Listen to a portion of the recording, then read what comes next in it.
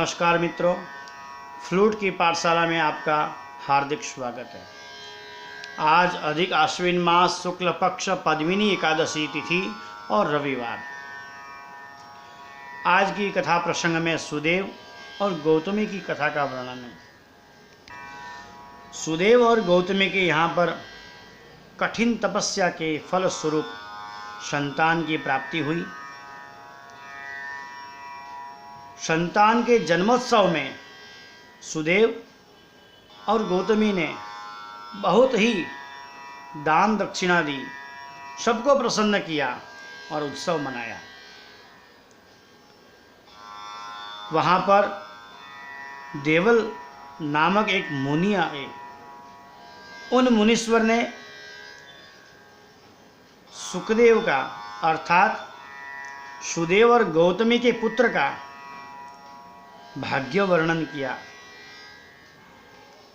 और कहा कि आपका पुत्र अल्पायु है, वह किसी जलाशय में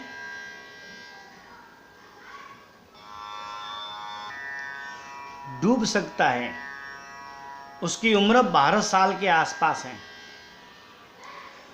जब यह बात सुदेव और गौतमी ने सुनी, जैसे उनके दिल पर पहाड़ गिर गया हो, इतना दुख हुआ। एक तो कठिन तपश्चर्या के फलस्वरूप एक कितने वर्षों के बाद पुत्र संतान की प्राप्ति हुई और वह भी अल्पायु हो, कितना कठिन दुख होता है। सुदेव और गौतमी ने अपने पुत्र को आज्ञा दी कि कभी भी वह किसी वाव, कुआं, सरोवर, जलाशय, समुद्र कहीं भी किसी के पास न जाए। और सुखदेव भी माता पिता का परम आज्ञाकारी, वह कभी भी आज्ञा का उल्लंघन नहीं करता। एक दिन सुखदेव और उनके मित्र पास में ही किसी विष्णु मंदिर का दर्शन के लिए उत्साहित हुए। सभी मित्रों ने आग्रह किया। तब सुखदेव माता पिता की आज्ञा लेकर विष्णु मंदिर में दर्शन के लिए गया।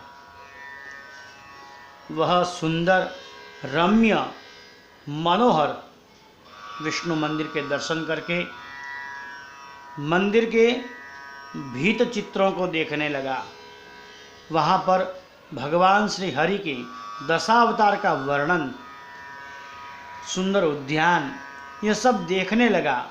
और मंदिर के प्रांगण में ही एक वाव थी, छोटा सा जलाशय।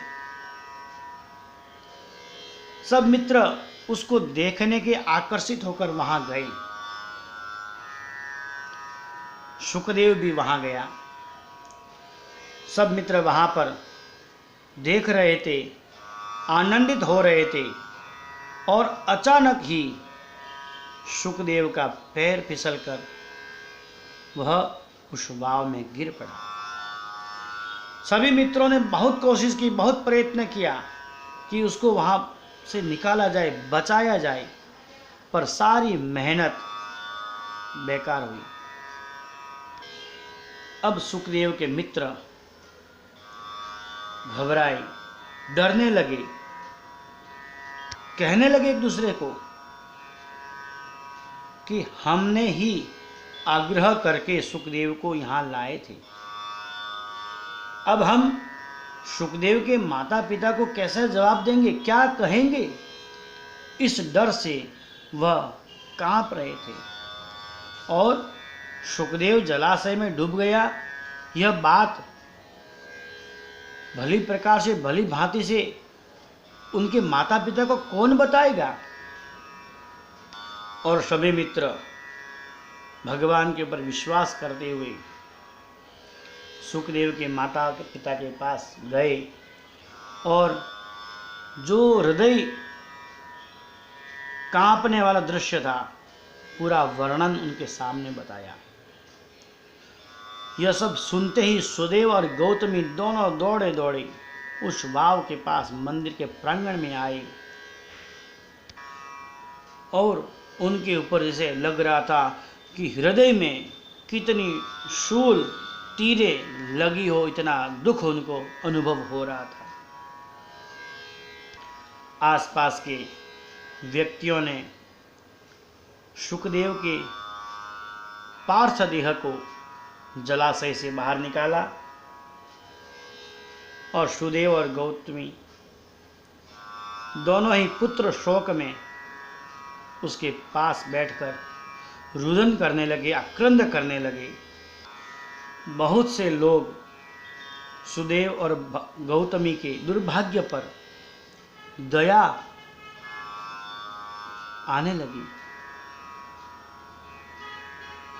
सुदेव और गौतमी इतने दुखी थे कि उनको अन्न और जल ग्रहण करना भी मुश्किल हो रहा था। न जाने कब क्या होगा, यह किसी को पता नहीं था। जिस प्रकार रात के बाद, अंधकारमय रात के बाद सुबह को सूर्योदय प्रकाशमय दिन मिलता है, वैसे ही जीवन में दुख के सागर के बाद हमेशा सुख का अनुभव होता है। सुदेव और गौतमी ऐसे दुख के सागर में कहाँ समय बीतता गया पता ही नहीं चला, और अचानक बहुत तेज बारिश हुई। बरसात का मौसम प्रारंभ हुआ। उसी समय वैशाख महीना, जो अधिक महीना आया,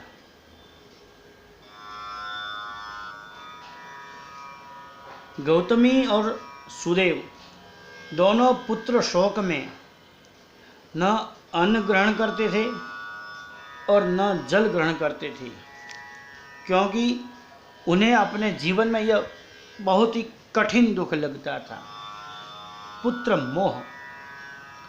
इस प्रकार पुत्र मोह में, शोक में डूबे हुए उन्होंने उस अधिक मास में न अन्न और न जल ग्रहण किया, और पूरा अधिक मास पुत्र शोक में बीत गया, कल्पांत में बीत गया। दुख की भी एक अलग परिभाषा है। उस समय हमें कुछ भी अच्छा नहीं लगता, न खाना न पीना। उस दुख के सागर में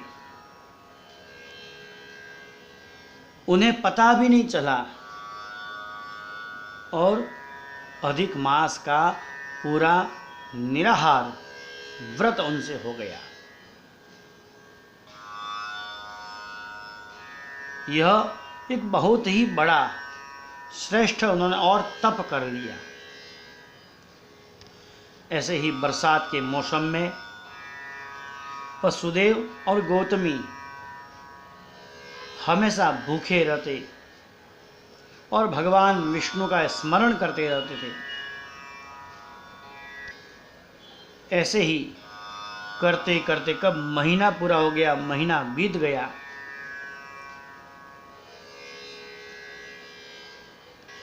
उसी दरमियान लक्ष्मीपति भगवान विष्णु उनके सामने सम्मुख प्रकट हुए और कहने लगे, हे ब्राह्मण दंपति, आपके द्वारा अनायास ही आपने अति पवित्र अधिक मास का व्रत पालन किया है। यह व्रत कोई साधारण व्रत नहीं है। इस व्रत का प्रभाव भी कोई साधारण नहीं है। आपने अधिक मास का व्रत किया है, और अधिकस्य अधिकम फलम। सुदेव और गौतमी तो जाने स्वप्न देख रहे हो, ऐसे ही भगवान विष्णु जी को एकटक देखने लगे, भगवान को निहारने लगे, जैसे उनको लग रहा है स्वप्न ही है। भगवान ने उनसे कहा, हे पवित्र ब्राह्मण दंपति, आपके इस अधिक मास के व्रत के प्रभाव से आप बहुत ही भाग्यशाली बन चुके हैं, बहुत ही पुण्यवान बन गए हो। आपका यह मृत पुत्र शुकदेव आपको पुनः प्राप्त होता है। यह सुनते ही ब्राह्मण दंपति का हर्ष की कोई सीमा नहीं रही। दोनों ही तुरंत भगवान के समक्ष दंडवत हो गए और थोड़ी ही देर में उनका पुत्र शुकदेव भी खड़ा हो गया और भगवान के चरणों में गिर पड़ा।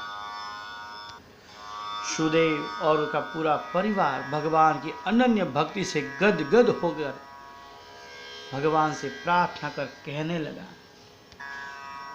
प्रभु आप आसन ग्रहण करिए। और उसने भगवान श्री हरि की आज पुण्यतिथि एकादशी के दिन भगवान श्री हरि की अर्चन विधि पूजन अभिषेक किया और भगवान की अनंत भक्ति करके वह वैकुंठ का परम भक्त बना, वैकुंठ की ओर प्रस्थान किया। श्री लक्ष्मी नारायण देव की जय। श्री राधा पुरुषोत्तम भगवान की जय। राम नाम जपते रहो जब लग घट में प्राण, कबहु कदी न दयाल के भनक पड़ेगी काम। मित्रों, कहा गया है कि हमेशा भगवान की भक्ति स्मरण करते रहो। कभी न कभी तो भगवान के कान में हमारी भक्ति, हमारी गूंज पहुँचेगी, जिससे हमारा उद्धार होगा, जैसे सुदेव और गौतमी का हुआ। मित्रों, फ्लूट की पाठशाला यूट्यूब पेज को लाइक करें और खूब शेयर करिए, सब्सक्राइब करिए, जिससे यह कथा सबको सुनने को मिले और अधिक मास के सब भागीदार पुण्यशाली बने। धन्यवाद।